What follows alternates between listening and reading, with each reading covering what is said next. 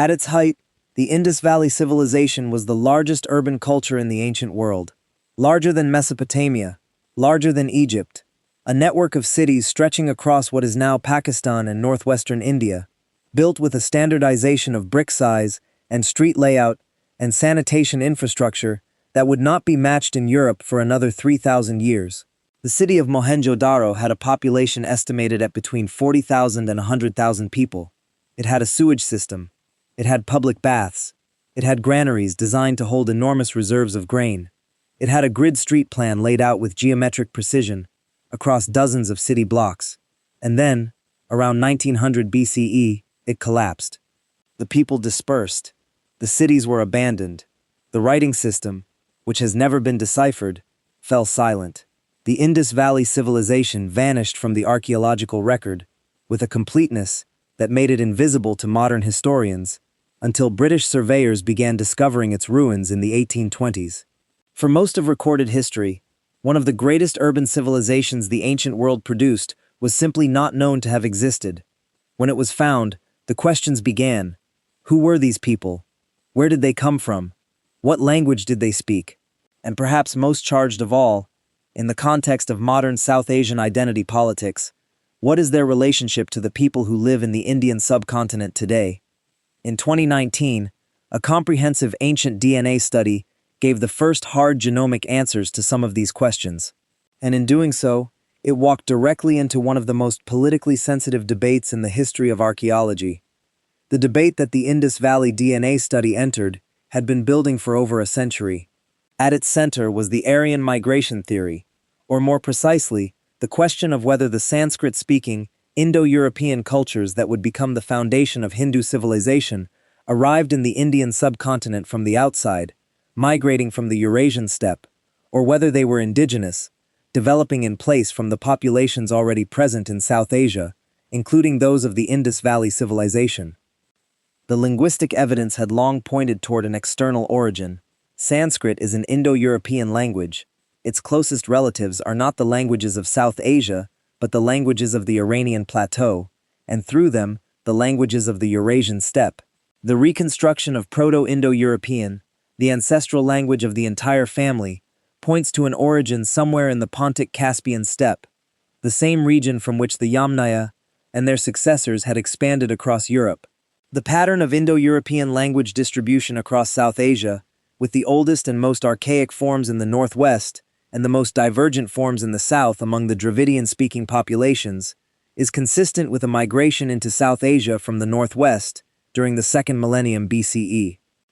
But the Aryan migration theory had become, particularly in India, entangled with nationalist politics in ways that made it almost impossible to discuss as a straightforward question of historical linguistics and population genetics. Hindu nationalist movements had adopted the theory of Aryan indigenism, arguing that the Vedic civilization was the original civilization of the Indian subcontinent, that the Indo-European languages were not imports from the steppe, but had originated in South Asia, and that the Aryan migration theory was a colonial invention designed to undermine Indian cultural pride. The question of where the Aryans came from was not, in this context, primarily a scientific question. It was a question about national identity and historical legitimacy. The 2019 DNA study stepped into this charged landscape.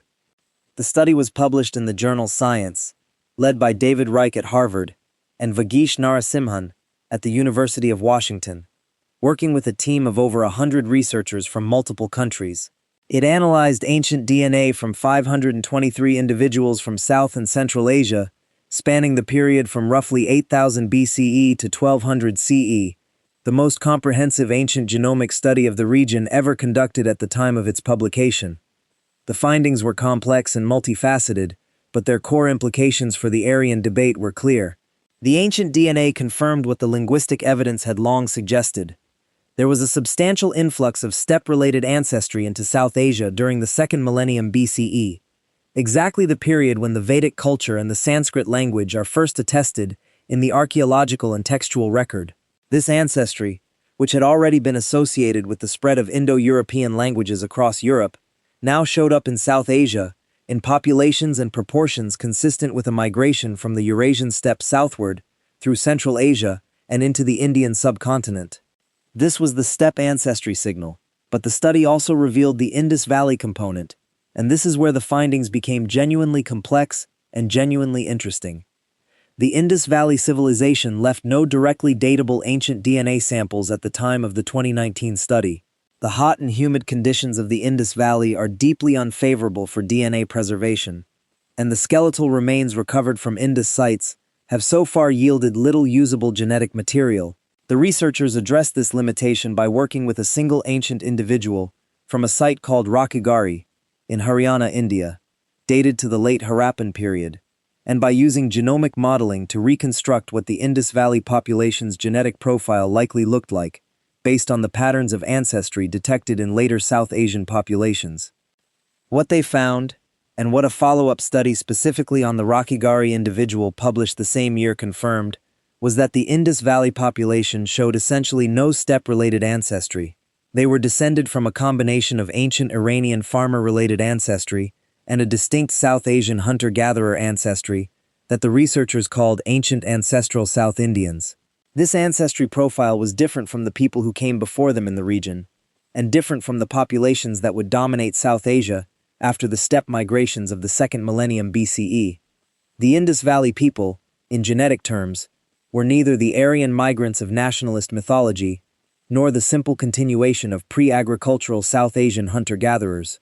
They were a sophisticated agricultural population whose ancestry derived primarily from ancient Iranian farming populations who had moved eastward into South Asia thousands of years before the Vedic period, mixing with indigenous South Asian hunter-gatherers to produce a genetically distinct population that would build the largest urban civilization of the Bronze Age. Now consider what this means for the Aryan debate.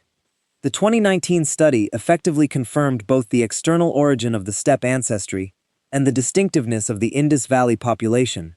The people who built Mohenjo-Daro and Harappa were not the ancestors of the Vedic culture in any straightforward genetic sense. They preceded it. They were a genetically distinct population that was largely displaced or absorbed by the steppe migrants who brought Indo-European language and Vedic culture into South Asia during the 2nd millennium BCE. This is the finding that made the study so controversial in India, because it means that the populations Hindu nationalists had claimed as indigenous, as the original civilized inhabitants of the subcontinent, were themselves migrants in a deeper historical sense, descendants of ancient Iranian farmers who had moved into South Asia from the West. And the cultural tradition that Hindu nationalists claimed as purely indigenous, the Vedic culture and the Sanskrit language, was the product of a steppe migration that the ancient DNA confirms beyond reasonable doubt. Neither the Indus Valley people nor the Vedic people were autochthonous in the sense that nationalist mythology required. They were both the products of migration and admixture, different chapters in the same long story of population movement and mixing that has produced every civilization the ancient world generated. The political response to the 2019 study in India was intense. Some nationalist commentators dismissed the findings as Western bias. Some government-affiliated archaeologists disputed the methodology. The Indian Council of Historical Research, which had previously published claims supporting Aryan indigenism, was notably silent. The science had produced a result that was politically unwelcome, and the response illustrated, once again, how difficult it is for ancient DNA findings to be received as purely scientific when they touch the deepest questions of national and cultural identity. But the science itself was robust. The 2019 study has since been confirmed and extended by multiple follow-up analyses, and its core finding, the steppe ancestry influx correlated with the spread of Indo-European languages into South Asia, is now the consensus position in the field. The Indus Valley population, with its Iranian farmer and South Asian hunter-gatherer ancestry, and its absence of steppe-related ancestry, represents a genetically distinct population that preceded the Aryan migration and was substantially transformed by it. What does this mean for the living populations of South Asia today? The ancestry picture of modern South Asians is, predictably, a layered mixture. Most Indians carry all three ancestral components in varying proportions: the ancient ancestral South Indian hunter-gatherer ancestry, the Iranian farmer-related ancestry associated with the Indus Valley people, and the steppe-related ancestry associated with the Vedic migration. The proportions vary dramatically across the subcontinent, with higher steppe ancestry in the northwest, the point of entry, and lower steppe ancestry in the south, where the Dravidian languages and the populations that speak them show the least evidence of the steppe migration's demographic impact. This geographic pattern is itself a kind of genetic map of the historical process. The steppe migrants entered from the northwest, their genetic and linguistic influence strongest at the point of entry and diminishing with distance. The Dravidian-speaking peoples of the south retained more of the Indus Valley-era ancestry, more of the Iranian farmer and indigenous hunter-gatherer heritage, and less of the steppe contribution. They are, in a meaningful genomic sense, the populations most directly descended from the civilization of Mohenjo-Daro, though they themselves had no knowledge of that connection until the ancient DNA made it visible. The writing of the Indus Valley Civilization, the Indus script, remains undeciphered. We do not know what language the people of Mohenjo-Daro spoke, though the genomic evidence suggests it was likely related to the ancestral Dravidian languages rather than to any form of Proto-Indo-European. We do not know what stories they told about themselves, what they believed about where they came from, what names they gave to their gods and their rivers and their cities. The archaeological record gives us their material world in extraordinary detail. The genetic record gives us their biological ancestry with increasing precision, but their inner life, the cultural and spiritual world of the largest urban civilization of the ancient Bronze Age, remains sealed behind a script that no one has yet learned to read. There is something important in that silence. The Indus Valley Civilization built one of the most sophisticated urban cultures in the ancient world, maintained it for over 700 years, and left almost no legible written record of what they thought or believed or wanted. Their genetic descendants are alive today across South Asia, carrying forward the Iranian farmer and indigenous hunter-gatherer ancestry that the Indus people combined. But the cultural tradition they built, the urban world of standardized bricks and planned streets and sophisticated sanitation, does not survive in any recognizable form. The DNA recovers the biology, it cannot recover the stories, and for a civilization as sophisticated as the Indus Valley, the stories are what we most want to read. The people of Mohenjo-Daro were never what we thought, not the ancestors of the Vedic tradition that replaced them, not the autochthonous originators of South Asian civilization in any simple sense.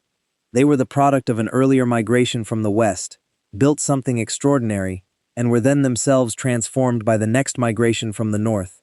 Their genetic legacy persists, their cultural legacy is largely lost, and the script they left behind, still carved into thousands of small seals recovered from their ruins, is still waiting for someone to find the key.